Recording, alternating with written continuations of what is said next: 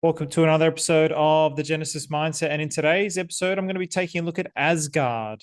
So, make the grade. This was a suggestion by Ben Potvin. So, the chat log seemed to suggest that this is the way that we should be setting up liquidity. Now, we looked at MariaRahel and Smoking Gorillas in the previous one, as well as taking a look at Coexistence Stephen. And the reason why we looked at those two is Smoking Gorillas seemed to emulate the starting process for Atropa.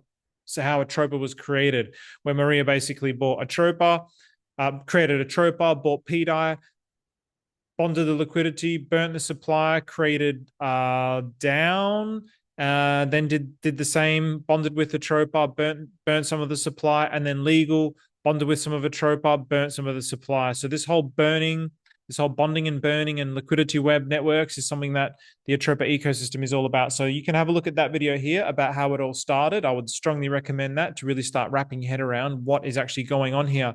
And so make the grade. Ben Potvin is suggesting that this was one that MariaRahel was basically suggesting we should do. So I'm going to also, because it's called Make the Grade, Maria names things very specifically. Language is very important in Maria's twisted little world. So I think it would be very important to actually have a look at this. So I have set it up a little bit differently. Hopefully it's a little bit easier to see. So I've only done the first page of Block Explorer because the percentages start to get really, really small. So I thought, there's no point getting all the little small percentages as long as we can see roughly what it's like. So as you can see here, I also ended up sticking with a pie chart because 16%, I couldn't get percentages on the other thing. And I think it's good to see the percentages. So, yeah, all the little pieces are fitting together. So, with that as well, actually, I'm a little bit of a story time. So one of the first, I think people who watch this channel would consider me to be very spiritual. I've delved into lots of different religions, explored quite a few. Orthodox, then went into Christianity, then went into Buddhism, looked at Islam, even Satanism at one point. And one thing that I noticed was they're all kind of alluding to the same kind of thing, and they're all just expressing it in different words, but they're all kind of talking about basically exactly the same thing. And so I've always been interested in this concept that there must be something more to life. And then one day, the reason why I'm going into this story is because as I was doing the previous video, I finished it. I pressed play on my videos and it was Tool Schism. And the first few lyrics is, I know the pieces fit because I watched them fall away. And I was really talking about the puzzle pieces coming together with the previous video. And it's just like, oh man, the synchronicities are wild. And this is something that's just become just part of my everyday life. And the very first time that I experienced this, the reason why I'm going into this is Tool Lateralis is based on the Fibonacci sequence. And I remember I was reading a bunch of different books at the time, and basically all the pieces in my mind came together to basically dissolve this illusion of the self. It completely disappeared. This was not drug induced. I was just sitting there at home typing on my computer. That false self disappeared completely, just disappeared into the void, into the infinite nothingness. This rush of energy rushed up my spine, out through my third eye. My heart exploded open. It was like, holy shit. And in an instant, I could see God was everything in existence. This is God. That's God. This computer, that's God. Everything is just God. And God is the mother and the father. And I really, this is the Messiah. This is the existence that is the Messiah. This is what Jesus became. This is what all the prophets became, that existence. And so through no efforts of my own, through the grace of God, it was something that was a state of mind that lasted for 2 weeks. And I've been obsessed with trying to return to that state ever since. And it happened, and I searched, what is this? What is this? I read all these different books trying to figure out what actually happened. And I realized it was some kind of enlightening experience. And it was a very blessed enlightening experience, because normally an enlightenment will last like, in a moment, and you have this revelation and that's it. This was a state of mind that lasted for weeks. I would just be in a state of like pure oneness with the universe. Anything that I thought, the universe responded. And it was the most blissful experience of my entire life. And I've been obsessed with it ever since. And one day I just gave up. I gave up looking for it. I just let it go. I was like, you know what? I can't figure this out. I can't return to that state. This is just leading to endless frustration. And at that moment that I gave up, that I stopped searching, it happened again, this time for 3 weeks. And it was like, holy shit, what is going on here? Is it going to last forever? It feels like it should last forever. But the thing which destroyed it was the self ended up coming back into the mind. So when I was in that state, And I was just full of faith. Everything that I was thinking was coming true. Everything was just manifesting. All these synchronicities were happening like just continuously all the time. And it was like anything is possible in this state because God can do anything. And the consciousness of God is just in this within. It's within. It says it in the Bible.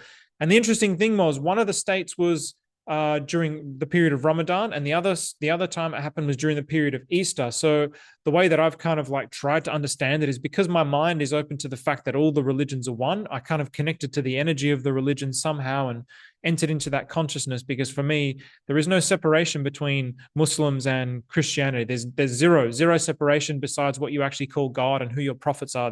It's all just alluding to exactly the same thing, but we get so fixated on the names. The names are not important. The names are not important. Whatever you call this, if you call this mother, if you call this father, if you call this God, if you call this spirit, soul, whatever you call it, it doesn't matter. Really, the name doesn't matter whatsoever. The names are just the pictures from our mind. They're just concepts. What matters is that existence is who we are. That existence is our mother and father. And so that's how we all are one, because we all come from the same root. So yeah, a little bit of a spiel there. I wanted to just quickly share that because, again, that's what this channel is really all about. I think this cryptocurrency stuff is phenomenal. It's a vehicle for actually spreading this message across the world, and it's really going to lead into this new world. So I'm really passionate about it. But I think there's going to be a lot of people that are going to get all the money. They're going to get everything that they ever wanted, and they're going to realize this is not it. I still feel empty. I thought this was going to be happiness, but the ecstasy that I feel is not a real happiness. It's a fleeting happiness. The real happiness is when the false self doesn't exist. In that state, in that consciousness, so full of faith, any negative thought that came, I was able to just throw that entire this whole being into the infinite emptiness, and it disappeared, and I was able to stay in that state, just stay in that state. And it was like, Jesus, I'm one with Jesus. Jesus is in my heart. It was the most wild experience of my life. And since then, that's why I'm obsessed with the meditation that I do, because as soon as I opened the brochure, I was like, that's the answer right there. That's the way. We have to eliminate that false self. And this is how you do it. This is exactly how you do it. My heart knew. And since then, I've been so devoted to this because I see this as like the method to actually deliver that state of mind. And it has actually done this gradually over time, like the sun that rises over time. It's delivered it. In those instances before, it was like instantaneous. So yeah, I wanted to share that story because, again, I really hope just someone is searching or it touches somebody's heart. That's the most important thing. All the educational stuff is also very important. And again, I think there's going to be a point where everyone gets everything that they ever wanted, but they're still not going to find that true happiness that they think this money and these possessions are going to get them. So I'll be here waiting for you all. So, right, where was I? So one of the interesting things with Asgard is look at the liquidity pool distribution. So it's relatively even between Annabelle the Prophet, Scissors, Zurich. This could be dreidel, but I don't think it's dreidel. I think that's some sort of Jewish script. This is upside down R, and then this is MariaRahel's wallet. So the 2501. So very interesting distribution. So basically you've got 80 to 90% in just 5 liquidity pools, and then the rest in Maria's wallet. And then the rest is much smaller with BFF. So what I'm actually going to be doing is I'm going to start to look at these in a little bit more detail. So hopefully I can start to unravel this liquidity web through this process and maybe try and find ways of depicting it in a way that's going to make sense to me, in a way that's going to make sense to you.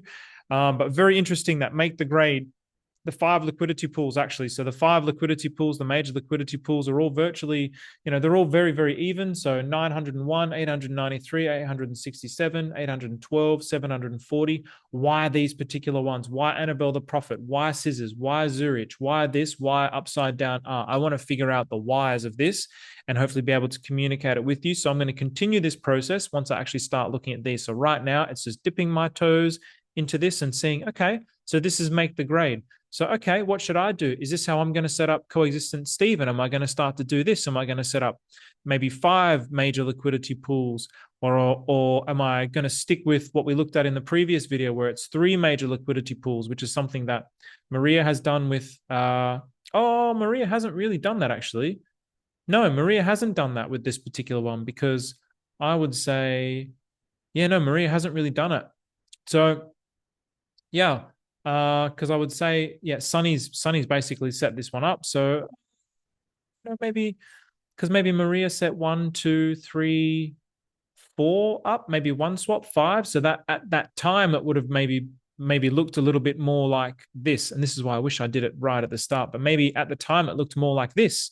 That's the way that MariaRahel's wallet supplier ended up starting. But then we had Mr. Stew who would have bought some of the supply, Stewie, and then Sonny would have bought some of the supply, created liquidity pools. He wanted to be the biggest liquidity pool. So yeah, very interesting. So I'm going to be taking more of a look at this, seeing how does Annabelle the Prophet, what's okay. So yeah, 16% of Asgard is in Annabelle the Prophet, but maybe for Annabelle the Prophet it might only be like 1%. Or actually, you know what?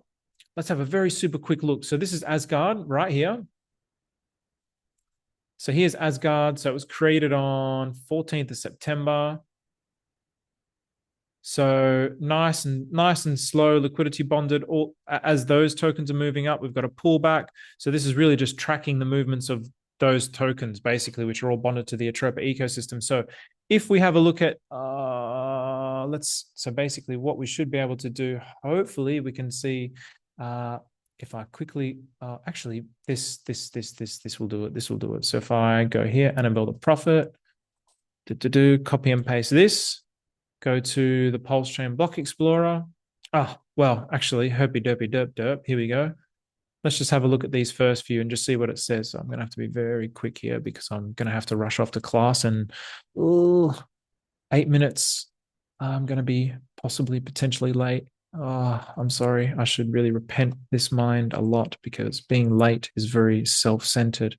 I try not to be, but I'm also trying to do so many different things all the time. So okay, so let's have a look at Annabelle the Prophet and see where this sits within Annabelle the Prophet.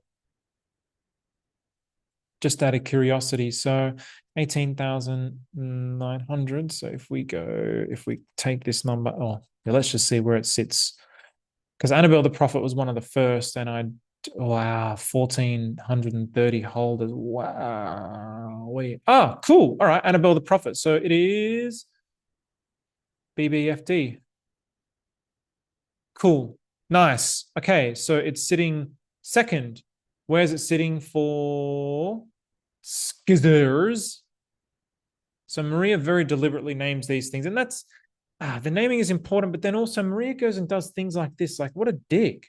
Notice that L Bank, faggot, OJ, the Federal Reserve deficit, Simpson, you must have quit looking for direct Verret. I mean, is it really necessary to be using these kinds of words? I mean, yeah, words is words, freedom of speech, all that kind of jizz jazz. But you know, I have cousins that are homosexual who would take offense to this. So I think that this kind of it's unwarranted. There's really no need for name calling. It's kind of pathetic. But again, you know, nobody's perfect. Just like Dickie Hart with his outrage marketing. You know, nobody's perfect. So I let those things slide, and I'm just focused on, okay, what is he actually doing here? Oh, this is quite interesting.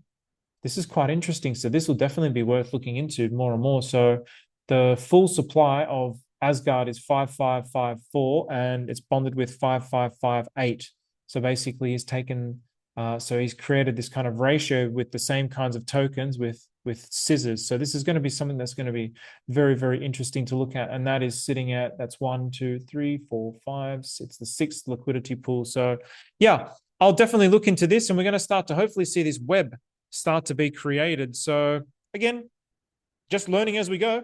If there's any requests that you guys have for the liquidity pools and how to actually represent it, I know that Steady Pup, the pup with a steady nature, the pup who just so happens to have a very steady nature. If he was an aggravated pup, or if he was an angry pup, or if he was an anxious pup, we wouldn't be able to listen to what he says. But thankfully, he's a steady pup, and so he has PLS pup. So he's a steady pup. So he's got a very steady nature, and he's created some very cool liquidity maps. And this was something that Maria actually asked him to do. So yeah, my little liquidity maps here are very, very rudimentary. They're just pie charts, but I would love to be able to depict this in a way that I can understand and everybody else can understand. And then we can start to see this web starting to form, and all these little liquidity pools, and how the ratios and proportions work, and how that actually makes things move in different kinds of ways. So with that, I'll leave you with it. Take care. Good night from the void, from the place where one becomes one with the void.